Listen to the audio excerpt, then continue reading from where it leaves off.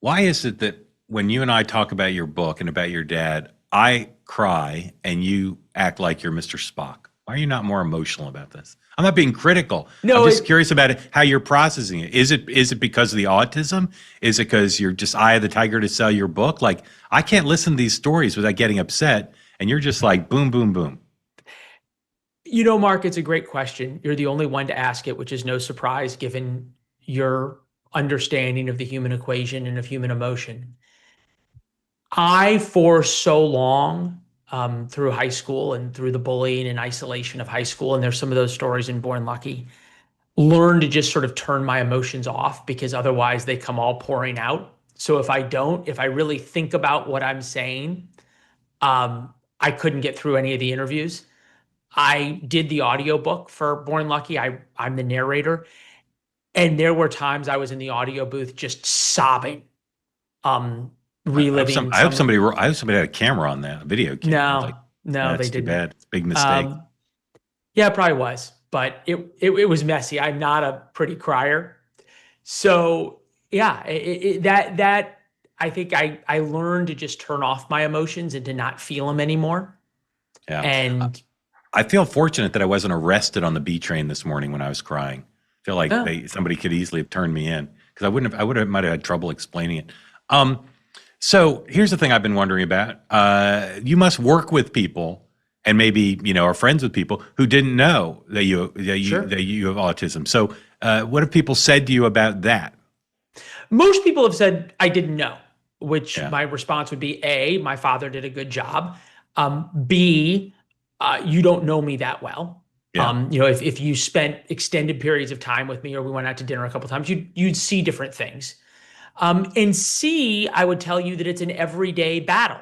I write in Born Lucky. This is not a how to cure autism book. This is my story. It's not a prescription, but it also talks about, in a way, I compare autism to alcoholism in that you have to work on it every day.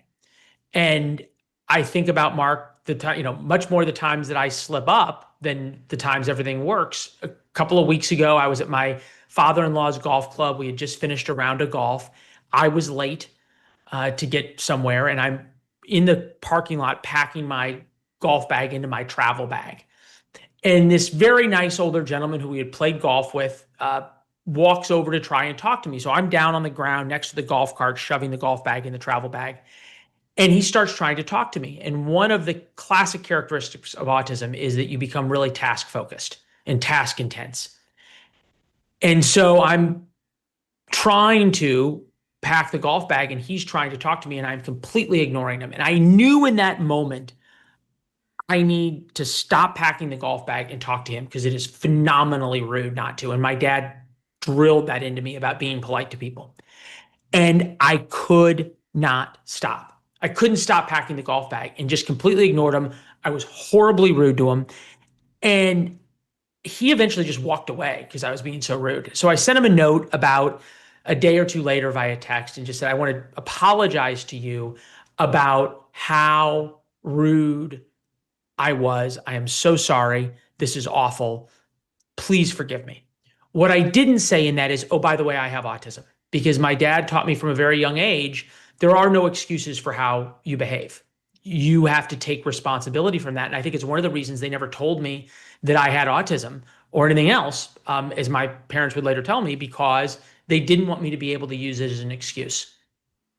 Have you heard from any kids you grew up with who were mean to you? No.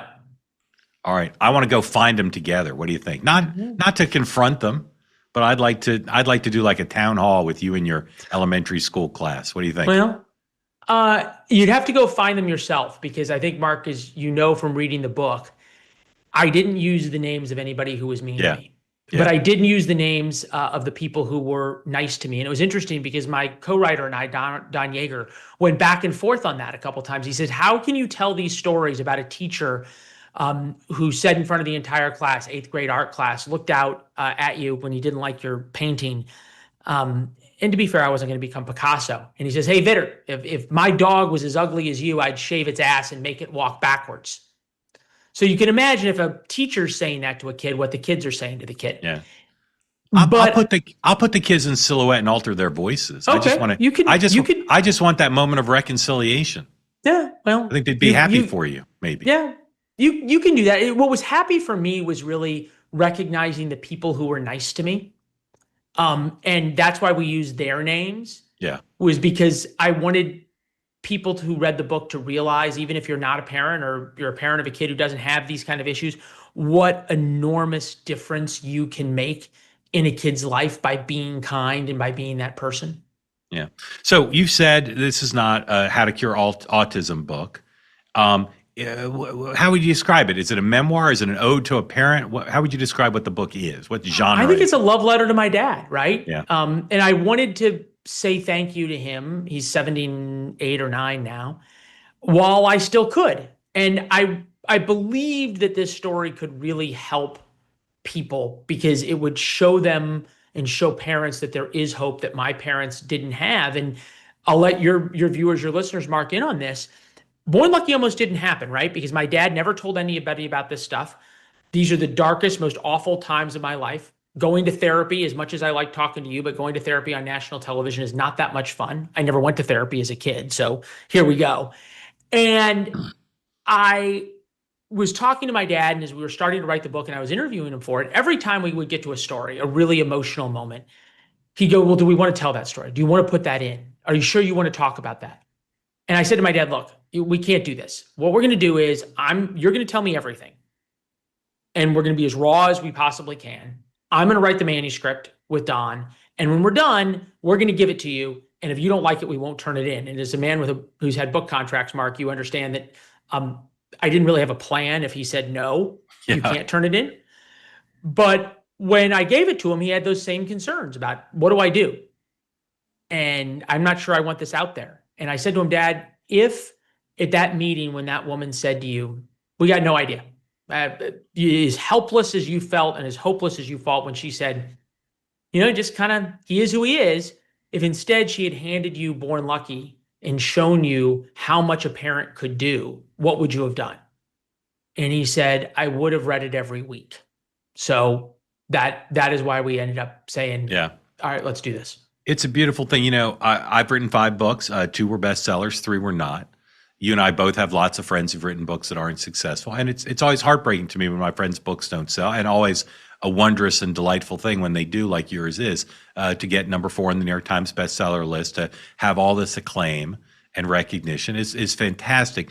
But in this case, it's not just because I'm happy for you to have a commercial success and to see your work rewarded, but I really do believe so many people, especially parents, but aunts and uncles and siblings, will be and can be and should be inspired by this notion of don't just accept that your child or the kid in your life's fate is sealed by a problem, but proactively figure out what you can do. Now, again, your dad was lucky because he was able to spend the amount of time he did, but every minute counts. Every minute counts, and it's so easy for parents to be in denial or to turn to something easier or to assume it'll just work out.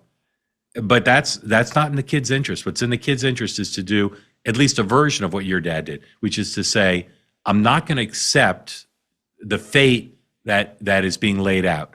I am going to work with my kid, who I brought into this world, to fix it. And it's an incredible story. I'd like to direct the movie. Where are we on the movie rights? Available. Okay. If you're listening to this now and you have any sense about storytelling, I always say what for a nonfiction book should read like a novel. It should have compelling characters. It should have a really interesting plot. It should have twists in the plot, and it should make you feel really invested in what's going to happen. And that's what Born Lucky does. So again, somebody better buy the movie rights quick, or I'll be forced to quit all my jobs and purchase it.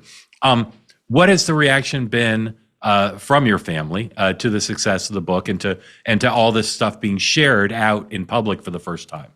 Yeah, I think there's 2 parts to that, Mark. One is how completely mortified my dad is that the worst parts of our life and those really intimate moments are public.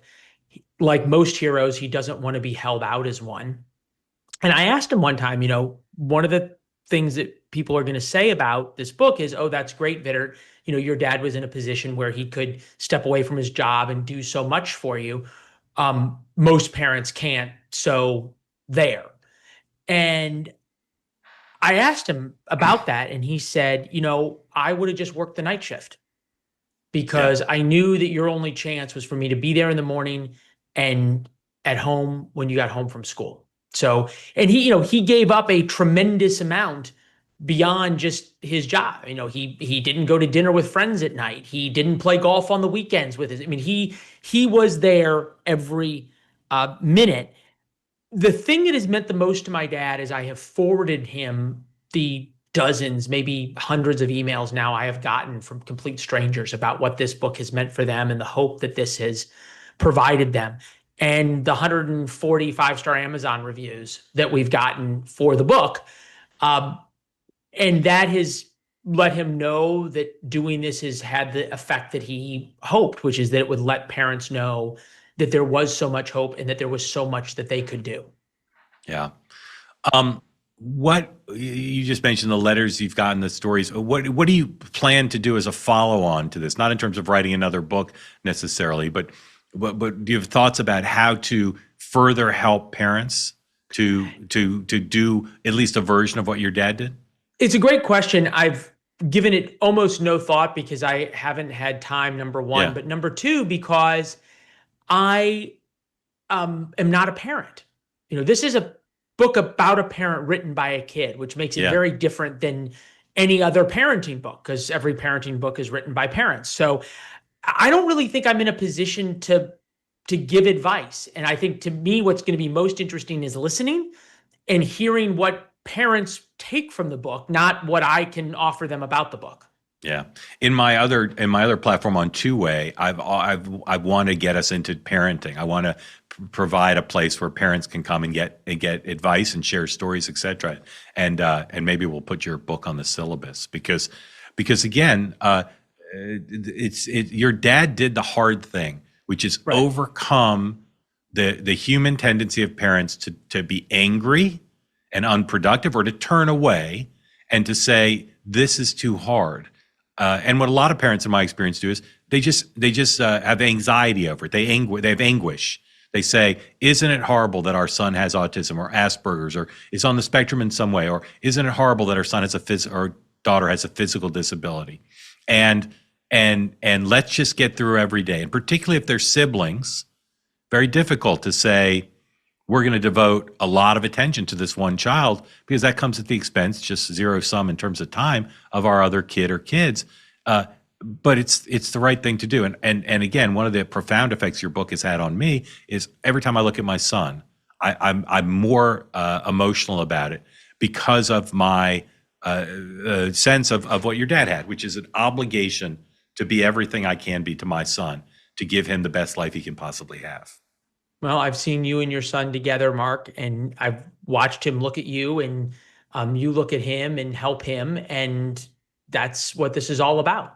Right. And I'm so grateful that if by telling this and talking about this, it helps people believe that and see that. And I think you're right that there is so many parents who feel all the things you felt. I was blessed to have a mother who is an angel, a family that stayed together. 80% of kids who have some kind of physical or mental serious issue, their parents get divorced. Mine did not. A sister who was able, through my parents, to sort of be brought into the fold, and it was us against the world. I think to a certain extent it still is the way we sort of think about ourselves as a family. Now, obviously, added in with her husband and my wife. But to your point, that message to parents that there is so much they can do is what resonates. And my dad wrote the afterword to the book. He hasn't wanted to do interviews or be involved, but he did write the afterword. And I think from today, from the Morning Joe interview, somebody after I got off said that those 4 pages by Mark Vittert are by far the best part of the book. Everybody, now I want to tell you about something called the Vapor Technology Association. It's an organization that was started nearly a decade ago to protect the rights of Americans who choose alternatives to smoking. and the small businesses who have made a living using this technology. They support science-based policies and the rights of adults to make healthier choices. Did you know many family-owned vape shops and manufacturers across the country are now under attack thanks to what are outdated Biden-era regulations that threaten to wipe out the entire industry? The Vapor Technology Association, also known as VTA, says businesses are being destroyed and people are losing their jobs. But the VTA says President Trump now has a clear opportunity to change this and to protect Americans' right to make their own choices and to defend small businesses and restore a free and fair marketplace. So head over to vaportechnology.org now. You can learn more about the organization and why they are leading the charge to support American innovation. And if their mission appeals to you, consider becoming a member when you get to the website. Again, that's vaportechnology.org. Tell them you heard about all of this on Next Up.